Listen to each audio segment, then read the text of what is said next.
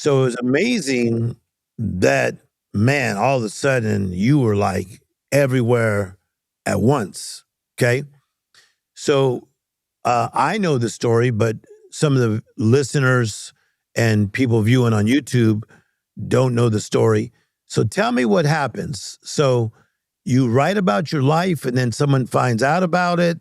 Give me the steps that took place to where the world knows this name of yours, Antwone Fisher. Okay, everyone knows, well, some people don't know, but I was in the Navy for 11 years. Before that, I was a homeless teenager. And I found a recruiting office and I went in and I joined the Navy. I stayed for 11 years. And when I got out, I went to the Federal Law Enforcement Academy and became a federal corrections officer, stationed at the prison at Terminal Island. And I realized it didn't suit my personality to be a prison guard. So I heard that Sony Pictures were hiring security guards. So I figured I'd do that until I figure out what I was going to do. Oh, yeah. That's when I started looking for my family. So I found them. To make that a long story short, I found them, but I hadn't been at that job long enough to acquire any leave. So they said, if you leave, you won't have a job when you come back. So I told them my story, and they said, okay, go ahead and go. You'll have your job when you come back. But I had told some people that I had found my family on the studio lot. And when I came back, Barry Josephson and a lot of executives wanted to talk to me about my story. And I had never written anything, but I kept insisting on writing it. And they kept saying no because I hadn't been to college and no writing experience. So I thought, I didn't have to ask anybody. It was my story. I can write it if I want to. So I started writing by hand. I got a script and I saw how it was formatted. Then I met a guy who knew Todd Black. They were college roommates at USC Film School. And, Todd and I was about the same age then. And he introduced me to Todd and I told Todd my story. And then he said, I told him I wanted to write it. He said, who else would write it?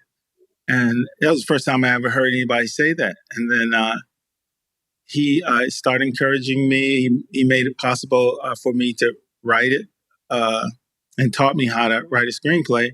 And after I wrote 41 drafts of Antwone Fisher. Wow. I was living in Inglewood in this little box.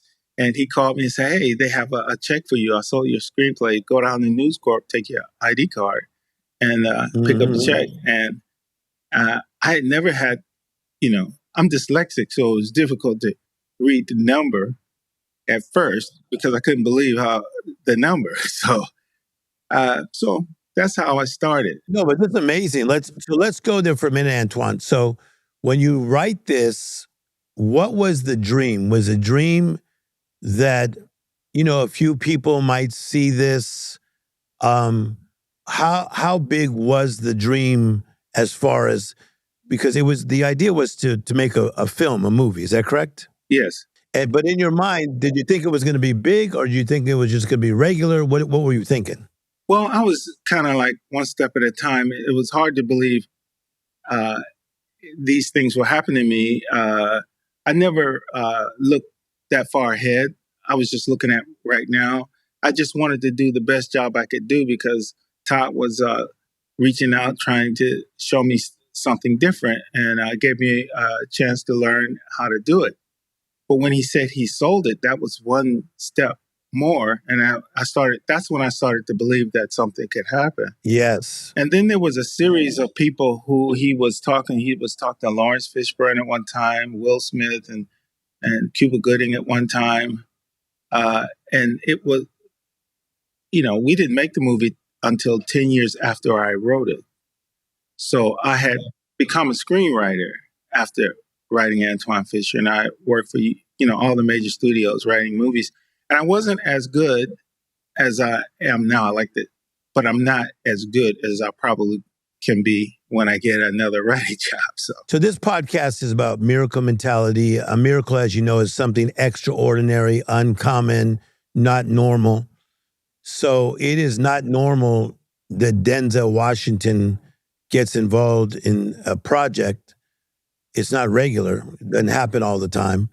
How did Denzel get involved in this project? Todd contacted his agent. I think it was Ed Lamato at the time.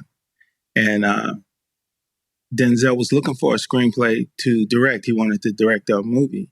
And so he sent Ed Lamato my script. Then Denzel read it and he liked it. You know, the funny thing is, I was a security guard on the Sony lot where his office was. I would see him all the time.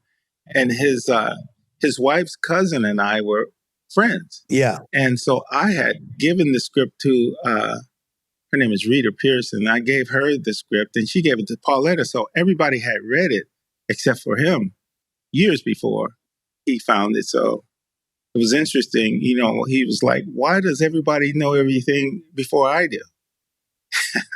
This is so interesting. So D'Angelo gets a hold of it, and I do believe it's the first thing that he directed. Yes. Your movie. Okay, so he gets a hold of it.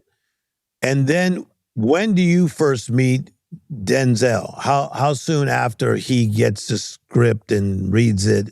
How soon after do you meet him? After he and Todd made the arrangement they needed to make,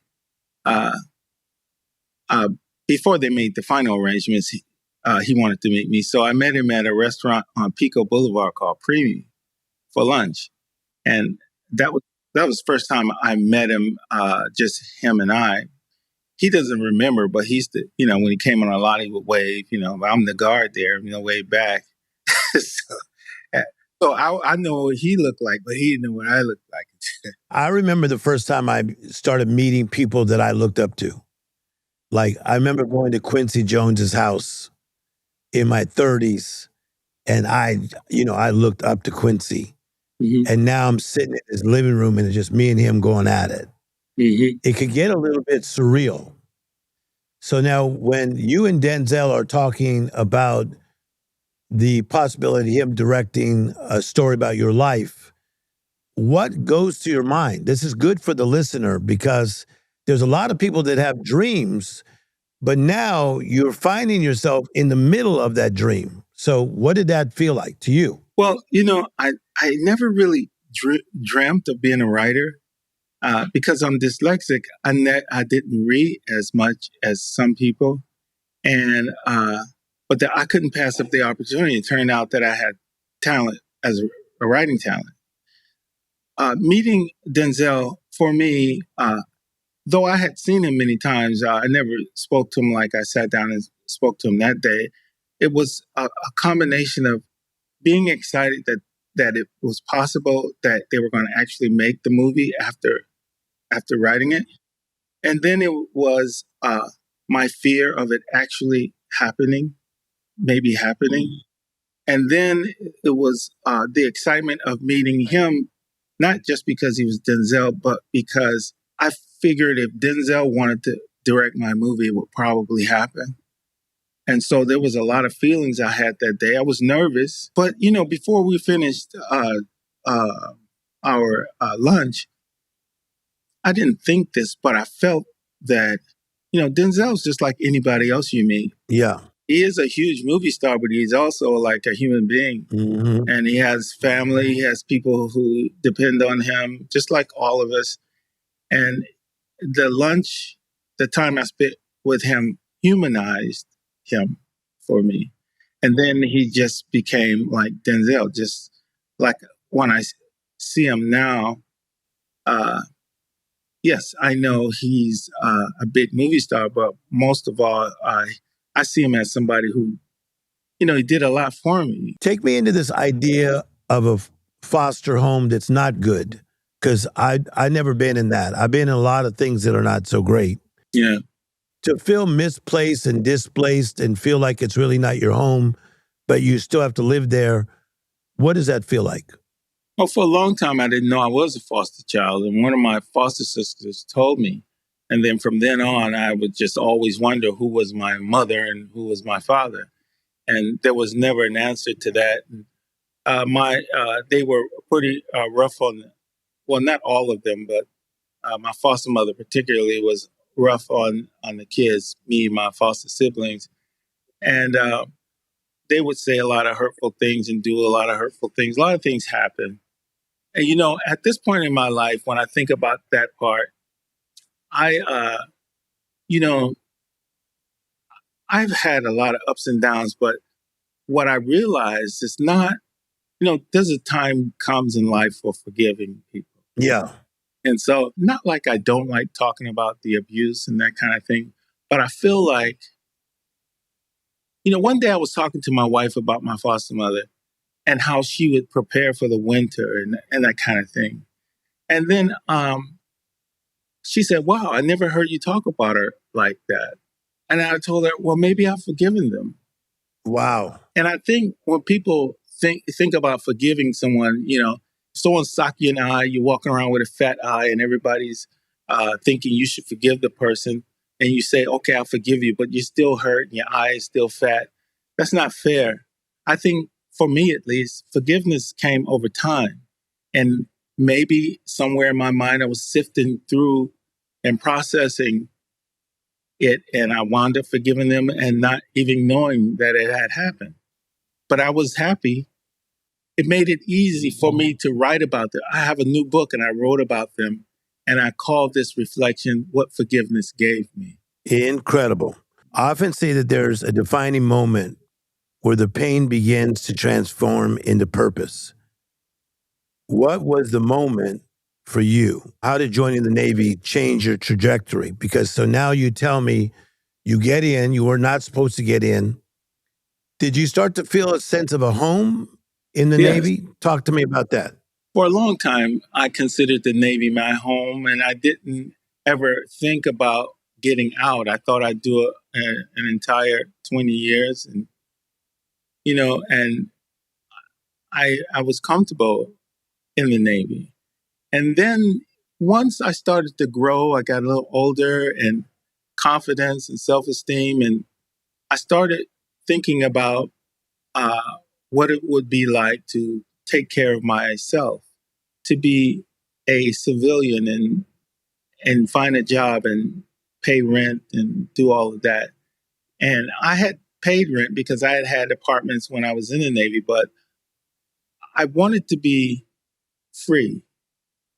I had always been in some kind of government institution. Every check I ever had a Statue of Liberty on it. It was always either the county or the federal or the state. And it wasn't just that. I just felt like I had not outgrown the Navy, but for the purposes, for one of the reasons I joined the Navy, I was afraid out on the street. I wanted to get off the street. I'd be hungry a lot because I was homeless, and that was taken care of. I had a job, something to do. I was making what money they would pay you, and I was satisfied. But as you grow and you get more confident, you feel like you can do more. If I can go there with you for a second on this idea of confidence, okay? Yes. Did you feel like you were smart as a teenager because you knew that you struggled with, was it dyslexia that you told me? With reading, yes. As a teenager, did you think you were smart? No, because first of all, when students had to go to the front of the class and read, I could never do it. And I would be embarrassed a lot. And I wasn't good as a good speller either. Yeah. All this is really is what makes me sometimes think about I'm a writer and I write a lot and I read a lot. And when I was younger, I thought that I would never read. I thought would never really write it. Not letters. Only thing I thought I would write if I did, but I wasn't a good speller. But for some reason, I fell in love with words when I discovered there were more words that I could use. Antwone, because I don't know this about you, but where were you on the faith side of, did you go to church? Did you had a strong relationship with God? Or tell me where you were with that. Well, I tell you, my foster father was a Pentecostal preacher. and he was like all fire and brimstone, and it was church 3 or 4 times a week. It was about 7 members to his church in the storefront. He put it together with fold out chairs, and it was very distracting to me because the stories that he told were mostly scary for me. You know, like Samson and the Yeah. Philistines and all of that. And so I was really, it was a fearful place for me. And because they were making us go, I didn't have very much choice in it.